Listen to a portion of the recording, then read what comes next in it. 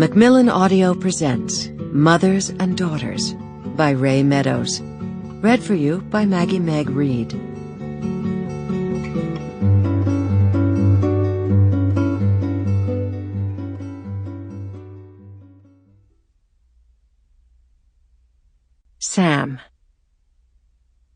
Sam was hungry for pound cake, or at least for the making of it, for the recipe's humble simplicity, 1 pound each of flour, butter, eggs, and sugar, which had a certain elegance.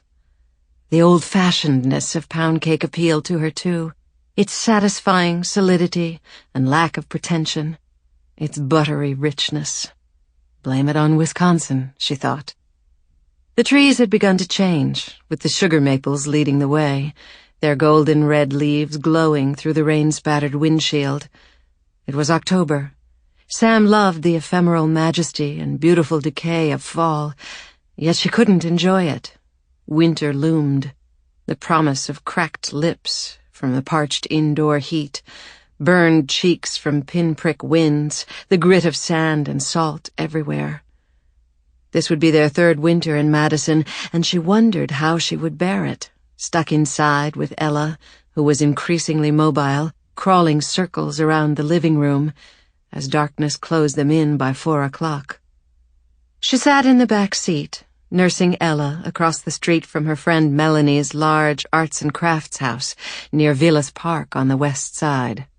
She ran her thumb across Ella's forehead, the skin poreless and heartbreakingly soft, and then traced the tiny curlicues of her ear. Ella's hot baby hand braced against Sam's chest in close-eyed concentration. How easily Sam was forgetting the last 8 months, each developmental milestone quickly replaced by another. When had Ella first smiled? Rolled over? Sat up? It would soon be lost in a fuzzy hodgepodge of that first year of when Ella was a baby, the specifics no longer interesting or important. Today was the first time she would leave Ella with a babysitter. She didn't want to, but she was doing it to show Jack that she was normal.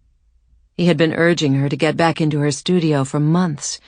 She knew he was starting to find it worrisome that she never wanted to leave Ella, that she thought she was the only one capable enough to look after her.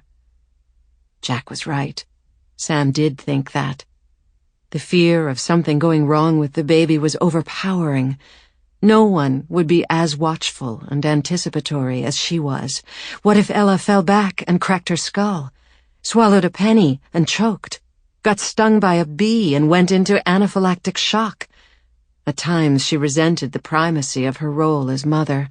She felt all-consumed by her daughter, a need to smell her neck and see her breath and feel her weight and warmth. Jack was bemused by her irrational scenario spinning, wondering what had become of the woman who used to exude composure. A 20-pound being had inverted their life together and made it unrecognizable. His wife, unrecognizable. But it was more than just leaving Ella. There was the matter of the commission. A teapot for the head of the English department, an old guard scholar whom Jack needed to win over. A gift for the man's wife, requested almost a year ago. Sam knew Jack had to restrain himself from mentioning it as the months ticked on. She hadn't used her studio since she was 6 months pregnant, when her belly made it impossible to center clay on the wheel properly. She did miss the damp, chalky smell of her porcelain, the luminous gray-white glow of pots not quite dry, the centrifugal birth of opening a shape, a vessel from a lump, something from nothing.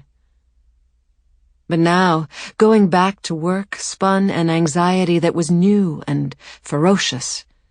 With porcelain, she had to bring total consciousness, to be vigilant with form, because there was no roughness to hide behind.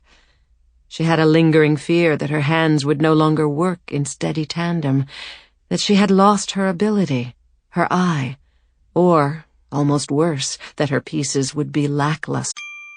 Sample complete. Ready to continue?